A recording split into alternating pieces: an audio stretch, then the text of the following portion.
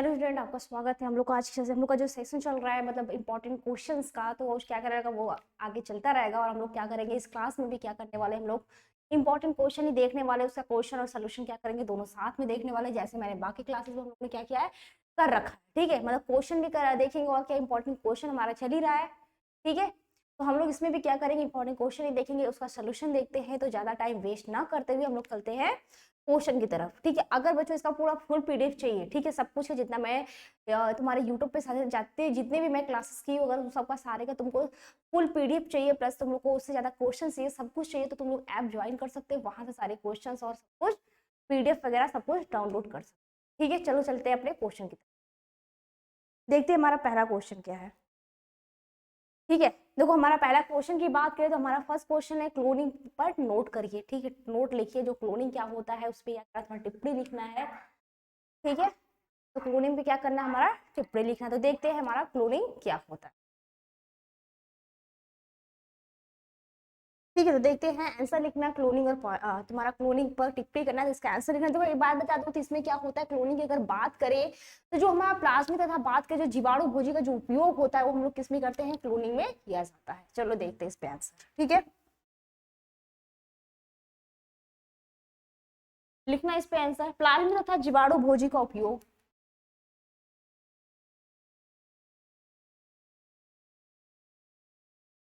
तथा जीवाणु भोजी। ठीक है, क्या बोल रहा है जिसमें क्या होता है, थोड़ा नीचे लिखते हैं ना, दिख नहीं रहा है ना, थोड़ा नीचे लिखते हैं।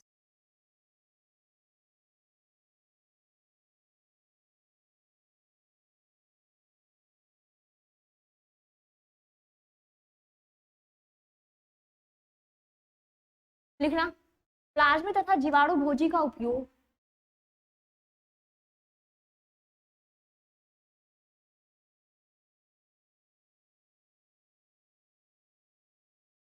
भोजी का।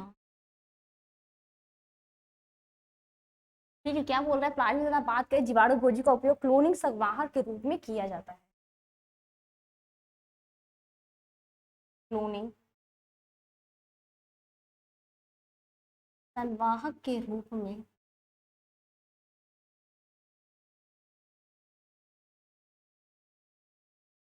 किया जाता है। ठीक है, इसमें किया जाता है, बात करें इसका जो उपयोग होता है क्लोनिंग संवाहक के रूप में हम लोग क्या करते हैं इसका उपयोग करते हैं। इतनी बातें क्लियर है। और बात करें जो प्लाज्मिक तथा जीवाणु भोजी दोनों ही क्या होता है, बात ध्यान देना, प्लाज्मिक तथा जीवाणु भोजी। ये किसकी बात कर रहा है, प्लाज्मिक तथा जीवाणु भोजी की बात कर रहा है। ये दोनों ही क्या कहते हैं जीवाणु कोशिकाओं में बिना गुणसूत्रीय डीएनए के,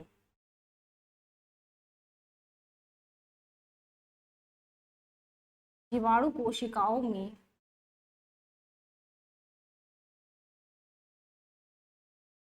बिना गुणसूत्री। ठीक है, क्या बोल रहा है बिना गुणसूत्री डीएनए के स्वतंत्र रूप से,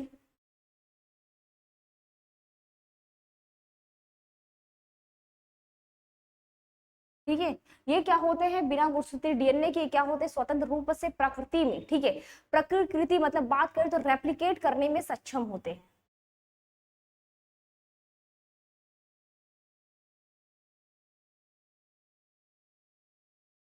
इसको क्या बोलते हैं रेप्लिकेट करने में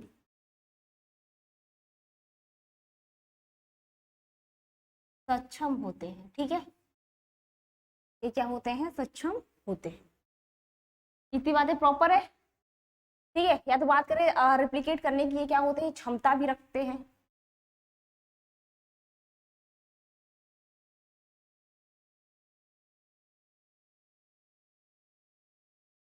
क्षमता रखते हैं, ठीक है, या तो सक्षम भी होते हैं रखते भी हैं।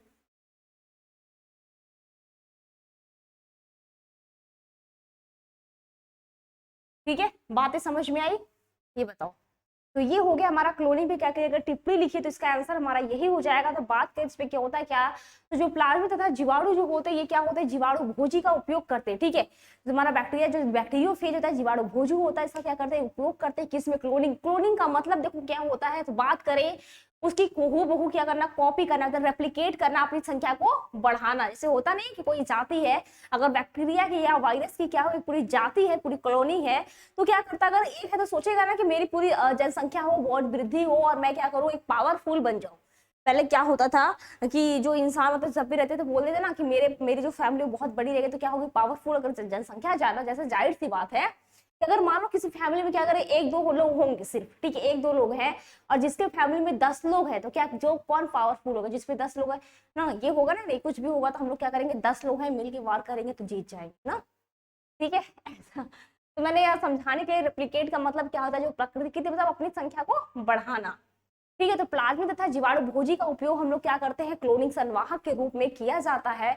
अगर प्लाज्मिड की बात की तथा जिसमें क्या होता है, जो जीवाणु भोजी होते हैं, मतलब बैक्टीरियोफेज जो होते हैं, ये दोनों ही जीवाणु क्या करते हैं, कोशिकाओं में बिना गुणसूत्री डीएनए, देखो बिना गुणसूत्री डीएनए को क्यों बोल रहा है, क्योंकि इसलिए बोल रहा है कि जो गुणसूत्री डीएनए क्या होता है, वही हमारा जेनेटिक मटेरियल होता है, और वही क्या करता है, एक पीढ़ी से दूसरी पीढ़ी में जाने का कार्य किसका होता है, डीएनए का होता है।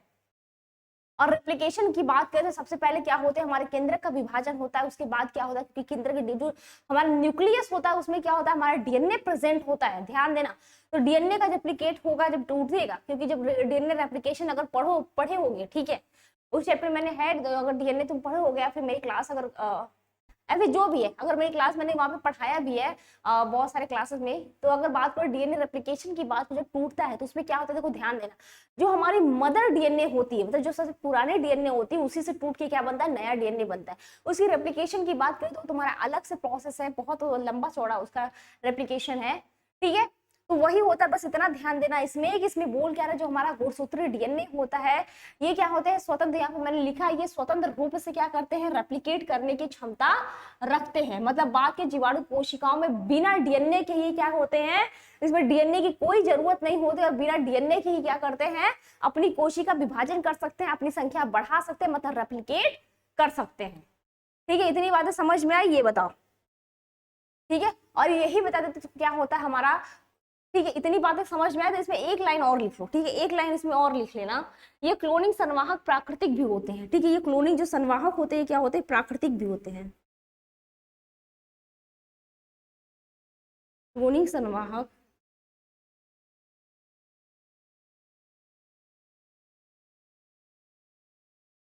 ठीक है, ये क्या होते हैं, प्राकृतिक भी होते हैं। इतना हो गया होगा, बताओ हो गया, इतना इतना हो गया है सबका। प्राकृतिक भी होते हैं और ये क्या होते हैं, कृत्रिम भी होते हैं, अर्थात नेचुरल आर्टिफिशियल दोनों होते हैं।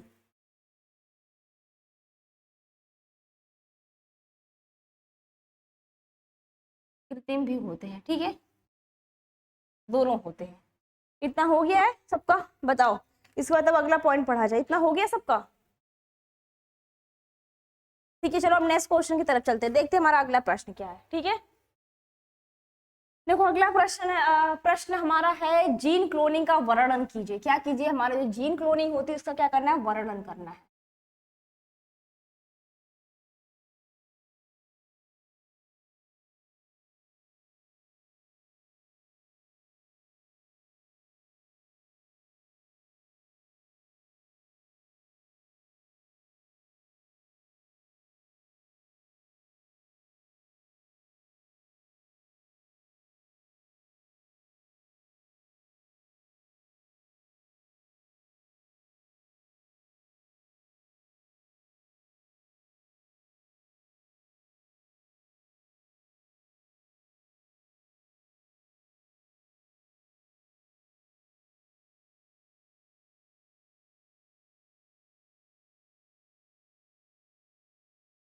ठीक है, देखो अगर बात करें जीन क्लोनिंग क्या होता है, इसके पहले हम लोग क्या पढ़ा था, क्लोनिंग पढ़ लिया था, ठीक है। क्लोनिंग क्या होता है उस पर क्या करना, नोट डाउन हमने कर लिया था, टिप्पणी लिख लिया था। अगर बात करें बच्चों जीन क्लोनिंग, ठीक है, तो जीन क्लोनिंग वह क्रिया था, लिख लो इसके बारे में, उसके बाद समझा, ठीक है।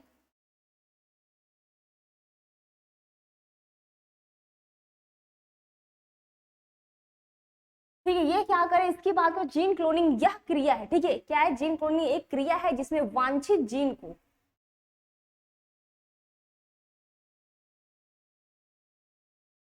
जिसमें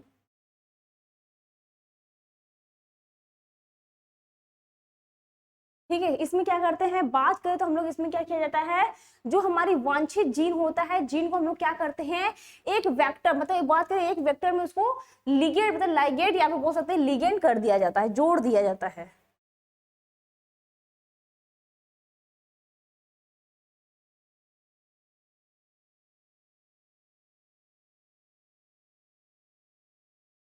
ठीक है, इसमें क्या होता है, एक वेक्टर, ठीक है, एक वेक्टर में लिगेट कर दिया जाता है।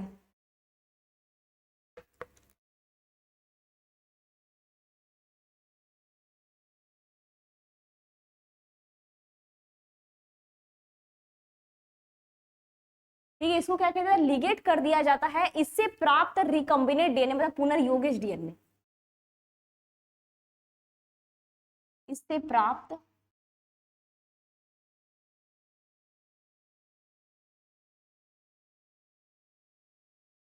रिकम्बिनेट डीएनए या तो इसको बोलते हैं पुनर्योजन डीएनए।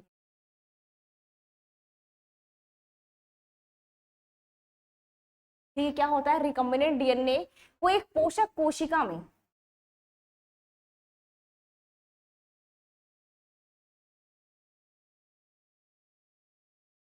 पोषक कोशिका में ठीक है, अगर पास बात करें तो पोषक कोशिका में इसको क्या करते हैं, ट्रांसफॉर्मेशन कर दिया जाता है।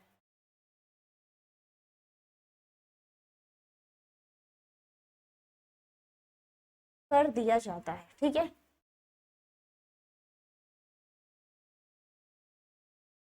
क्या करते हैं, ट्रांसफॉर्मेशन कर दिया जाता है या फिर ट्रांसफॉर्मेशन के द्वारा उसमें क्या कहता है, पोस्ट का मतलब उसमें प्रवेश कर दिया जाता है, बस इतना इसका मतलब है कि हम लोग क्या करते हैं इसके थ्रू, ठीक है, इसके थ्रू क्या करते हैं, जो रिकम्बिनेंट डीएनए होता है उसी को हम लोग क्या करते हैं उसमें प्रवेश करा देते हैं, और उससे क्या होता है, हमारी जो एक तुम्हारी पोषक जो कोशिका, उसके बाद बता देते तुम्हारी जो प्रत्येक कोशिका, ठीक है, जब उसमें प्रवेश कराया जाता है तो उससे क्या होता है, प्रत्येक कोशिका एक डीएनए अणु प्राप्त होता है। ठीक है, अब जब ये पोषक कोशिका में जो तुम्हारा होस्ट है कोशिका, उसमें जब प्रवेश कर दिया जाता है, ट्रांसफॉर्म कर दिया जाता है, इसके द्वारा उसमें प्रवेश कराया जाता है, तो हमको प्राप्त क्या होता है, इसकी बात करें तो प्रत्येक कोशिका द्वारा हमको एक डीएनए अणु प्राप्त होता है। ठीक है, क्या होता है, प्रत्येक कोशिका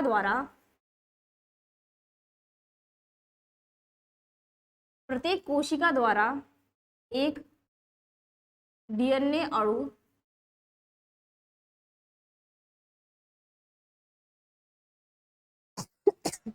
ठीक है, तो प्रत्येक कोशिका क्या होता है, एक डीएनए अणु प्राप्त होता है, तथा जैसे ही ट्रांसप्लांट कोशिका की वृद्धि और जैसे ही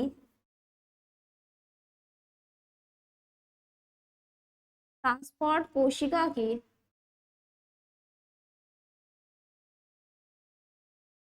ठीक है, अगर बात करें जैसे हमारा क्या होता है, जो ट्रांसफॉर्म कोशिका होती है, ठीक है, तो ट्रांसफॉर्म जो कोशिका होती है उसकी जो वृद्धि होती है बैक्टीरियल कॉलोनी में होती है। ठीक है, ये जो कोशिका इसकी जो वृद्धि होती है कहाँ होती है, बैक्टीरियल कॉलोनी में, ध्यान से सुन लो, उसके बाद समझा देते हैं। ठीक है, बैक्टीरियल कॉलोनी में होती है, तो कॉलोनी में प्रत्येक कोशिका में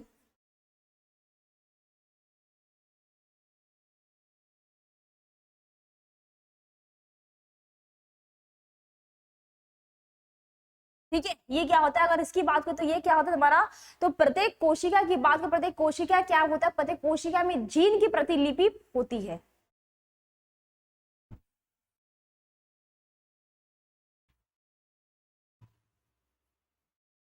प्रतिलिपि होती है, ठीक है, और हम लोग इसे ही क्या कहते हैं, इसे ही जीन क्लोनिंग कहा जाता है।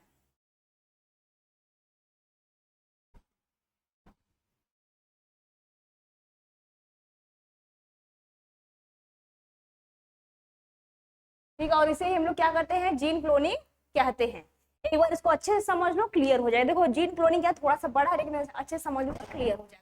देखो जीन क्लोनिंग क्या होता है बच्चों, तब ध्यान देना, ये क्या होती है जीन की क्लोनिंग, मतलब जीन का क्या होता है, उसमें हम लोग क्या करते हैं, अगर मान लो कोई जीन की क्लोनिंग वह क्रिया होती है जिसमें हम लोग क्या करते हैं, जो वांछित जीन होता है, ठीक है, अगर मान लो कोई गड़बड़ जीन है या फिर कुछ खराब जीन है, तो अगर जीन की बात करो तो उसमें क्या होता है, एक वेक्टर, ठीक है, वेक्टर जो होता है हमारा, उसके साथ उसको क्या किया जाए, जोड़ दिया जाता है, तो वो भी तुम्हारा डीएनए का उसी में होता है, तुम्हारा जीन का ही फॉर्म होता है जो तुम्हारा वेक्टर होता है, तो उसमें क्या करते हो, जो हमारा खराब जीने से, सपोज मान लो कोई चीज खराब, उसको क्या किया, एक किसी अच्छे के उसमें जोड़ दे देता, उससे प्राप्त जो रिकम्बिनेंट। अब देखो मैंने अभी तुमको बता रही हूँ, ऐसे मैंने क्लास में भी बताया था कि रिकम्बिनेंट डीएनए के बारे में क्या होता है, तो उसमें मैंने क्लास में, तो उसमें मैंने बताया था तुमको, ठीक है। तो देखो रिकम्बिनेंट डीएनए जो होता है,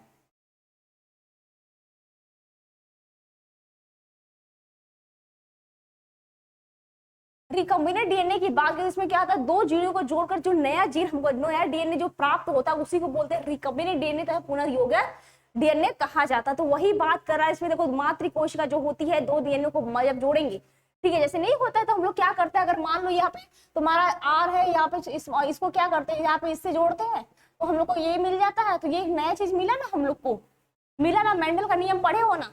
अच्छा यहाँ देख लो, आपको दिखा नहीं, ठीक है, यहाँ देख लो, यहाँ दिख जाएगा ना, ऐसे यार आर, इसको क्या किया, जोड़ दिया, ठीक है, इसको क्या किया, जोड़ दिया, तो हमको ये चीज मिला, ये चीज मिला। तो वही बोला, जब हम लोग क्या करते हैं, दो चीजों को जोड़कर एक नया चीज प्राप्त करते हैं, ठीक है। इसी तरह जो डीएनए को हम लोग क्या करते हैं, दो डीएनए जोड़कर एक नया डीएनए हम लोग प्राप्त करते हैं, तो उसे हम लोग क्या बोलते हैं, रिकम्बिनेंट डीएनए कहा जाता है। क्लियर है, तो उसी को पुनर्योगी डीएनए भी कहा जाता है। तो ये क्या होता है, जो हमारा डीएनए प्राप्त होता है, जैसे मैंने क्लास में बताया भी था चूहों के बारे में, ठीक है, चूहे जो उसका हम लोग क्या करते हैं, डिप्लोकोकस निमोनी जीवाणु निकालते हैं, उसको हाई टेम्परेचर पे बॉयल करते हैं, फिर उसका जीन निकाल कर चूहों में प्रवेश कराते हैं, ठीक है। मैंने वहां पर उसको बताया था, तो उतना लंबा नहीं लेके जाएंगे, नहीं तो क्लास काफी लंबी हो जाएगी, ठीक है। बस यहाँ पे इतना समझ लो कि ये जो नया डीएनए मिलता है, इसको हम लोग क्या करते हैं, एक कोशिका में डालते हैं। अब जिस कोशिका में डालते बच्चों, उसको हम लोग क्या बोलते हैं, होस्ट कोशिका, या तो बात करें पोषक कोशिका कहते हैं। अब उसमें हम लोग क्या करते हैं, ट्रांसफर मतलब प्रवेश कर दिया जाता है, ठीक है। जो डीएनए हमारा है उसको क्या करते हैं, प्रवेश कर देते हैं। और प्रत्येक कोशिका, अब जब कोशिका में हम लोग प्रवेश किए, ठीक है, अगर मान लो ये तुम्हारा डीएनए है और ये तुम्हारा कोशिका, अब इसमें क्या किया, ये डीएनए को हम लोग क्या किया, ये तुम्हारा डीएनए है, ठीक है, ये तुम्हारा डीएनए है, इसको इसमें क्या किया, डाल दिया, ठीक है। और ये जो कोशिका होती है, इसको हम लोग क्या बोलते हैं, होस्ट कोशिका कहते हैं, ठीक है, पोषक कोशिका कहते हैं। तो यही चीज यहाँ पे बोला, इसको क्या क्या प्रवेश कर दिया जाता है, और प्रत्येक कोशिका द्वारा क्या होता है, एक डीएनए। अब देखो प्रवेश का, या तुम्हारा टूटेगा, बहुत सारी कोशिका बनेगी, तो ये क्या होगा, प्रत्येक कोशिका से हमको क्या मिलता है, एक नया डीएनए उसमें वहां से मिल जाता। तो यही चीज बोल रहा है कि जो प्रत्येक कोशिका द्वारा क्या होता है, डीएनए अणु प्राप्त होता है। और जैसे ही ये ट्रांसफॉर्म कोशिका होती है, जैसे ये जो मैंने डाला, तो ये जो कोशिका हो गई, इसकी वृद्धि करके, ये कहाँ वृद्धि करती है, ध्यान देना, ये बैक्टीरियल कॉलोनी में होती है, जो क्या करती है, कॉलोनी के प्रत्येक कोशिका, ठीक है, में जीन की जो प्रतिलिपि, जीन की प्रतिलिपि मतलब उसकी जो कॉपी होती है, उसका हूबहू जो कॉपी होता है, उसी को हम लोग क्या बोलते हैं, प्रतिलिपि कहते हैं, ठीक है। प्रतिलिपि होती है, और इसे हम लोग क्या बोलते हैं, जीन कॉलोनी कहते हैं। बातें क्लियर हो गई मेरे हिसाब से, बताओ, ठीक है। चलो अगला क्वेश्चन देख लेते हैं। इतना क्लियर है ना बच्चों, बताओ यहां तक क्लियर है। चलो नेक्स्ट क्वेश्चन देख लो फिर। रिस्ट्रिक्शन एंडोन्यूक्लियस क्या है, ठीक है, जल्दी जल्दी इसको समझाएंगे, ठीक है।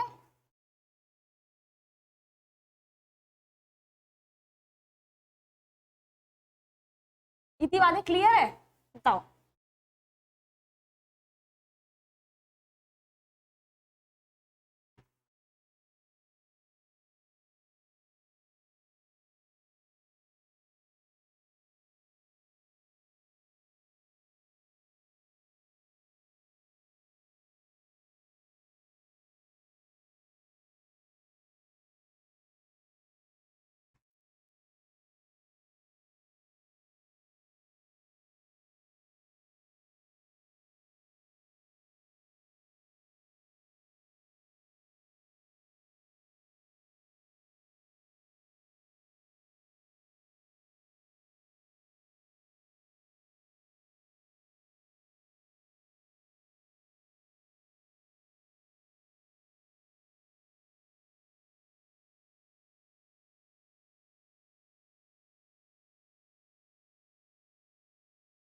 ठीक है, ये क्वेश्चन देखना,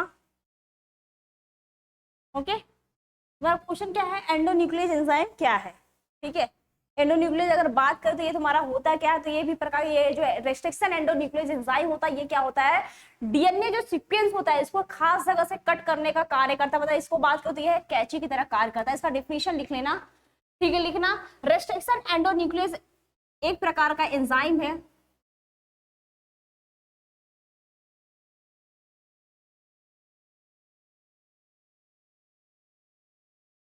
रेस्ट्रिक्शन, ठीक है,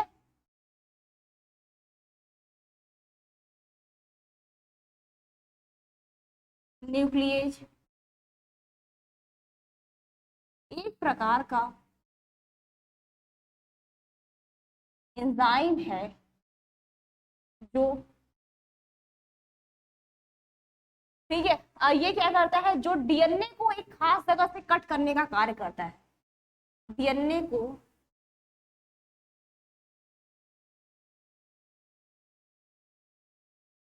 खास जगह से कट करने का कार्य करता है। ठीक है, अगर इसकी बात बताओ तो यह भी क्या होता है, जीवाणुओं से भी प्राप्त, इसको भी लिख लेना बच्चों, ध्यान रहे तो इसको भी लिख लेना। और यह जो एंजाइम है बच्चों, ये कहाँ से प्राप्त होता था, जीवाणुओं से। ठीक है, यह जीवाणुओं से प्राप्त किया जाता है। ठीक है, ये किससे प्राप्त किया जाता है, बात करें जीवाणुओं से ही प्राप्त किया जाता है। और इसकी बात करते तो यह क्या होता है, एक प्रकार की कैची होती है। ठीक है, जैसे होता है ना कि हम लोग किसी भी चीज को कट करने के लिए किसी चीज का यूज करते हैं, इसी तरह हमारा डीएनए भी होता है, उसको भी कट करने के लिए हम लोग क्या करते हैं, रिस्ट्रिक्शन एंडोन्यूक्लियस हमारा एंजाइम है, उसी से कट करते हैं। आप बोलोगे जोड़ने के लिए, तो लाइगेज एंजाइम है जिसकी सहायता से हम लोग क्या करते हैं, डीएनए के सीक्वेंस है उसको जोड़ने का कार्य करते हैं। ऐसा नहीं कि ये सब कहीं से भी कट कर दे, ऐसा नहीं होता। बीच से कट करने का अलग होता है, साइड से कट करने का अलग एंजाइम होता है, जोड़ने का अलग एंजाइम होता है, तो सबका अलग अलग एंजाइम होता है। ठीक है, जोड़ने के लिए लोग किसका उपयोग करते हैं, डीएनए लाइगेज एंजाइम का प्रयोग किया जाता है। ठीक है, ये बात है समझ में। रिस्ट्रिक्शन एंडोन्यूक्लियस एंजाइम हमारा क्या होता है, तो यही होता है। अगर इसकी एग्जांपल की बात करें तो इको R1 भी होता है। ठीक है, इसमें क्या होता है, इको R1 भी होता है, जो रेस्ट्रिक्शन एंजाइम, जो किसको क्या हम लोग क्या बोलते हैं, एस्क्रिशिया कोलाई बोलते हैं। ठीक है, एक हमारा अगला क्वेश्चन बतलो, देख लो, बस उसको समझ लो, वो भी आ जाएगा। ठीक है, देखो हमारा ये अंतिम प्रश्न है, ज्यादा लंबा क्लास नहीं लेंगे, बस समझा देंगे। ठीक है, ज्यादा लंबा क्लास नहीं लेंगे, सिर्फ समझा देंगे। ठीक है, अब क्लियर है। देखो अगर प्लाज्मिड की बात करें, इसको सुन लो, समझ में आ जाएगा। ठीक है, अगर देखो प्लाज्मिड की बात करें तो यह क्या होता है, डीएनए का लघु अणु होता है। ठीक है, एक बात करें, ये भी एक प्रकार का क्या होता है, हमारा डीएनए होता है। प्लाज्मिड का ध्यान देना, इसका आंसर लिखना प्लाज्मिड का। ठीक है, प्लाज्मिड का आंसर लिखना, तो यह भी क्या होता है, एक छोटा डीएनए अणु होता है। ठीक है, यह लघु डीएनए का लघु अणु होता है। ठीक है, ओके, यह क्या होता है, डीएनए की बात करते हैं लघु अणु होता है। और इसकी बात करें, ये क्या होता है, कोशिकाओं के अंदर की बात करें तो ये गुणसूत्री जो डीएनए के क्या करता है, यांत्रिक रूप से इसको पृथक किया जाता है, तथा बात करते हैं तो ये स्वतंत्र रूप से प्रतिलिपि जो रेप्लिकेट होता है किया जाता है। अगर यह क्या होता है, स्वतंत्र जो रिप्लिकेट होता है वाला जो एक्स्ट्रा क्रोमोसोम होता है, जो एक्स्ट्रा क्रोमोसोमल जो डीएनए होता है, वही हमारा क्या होता है, प्लाज्मिड होता है।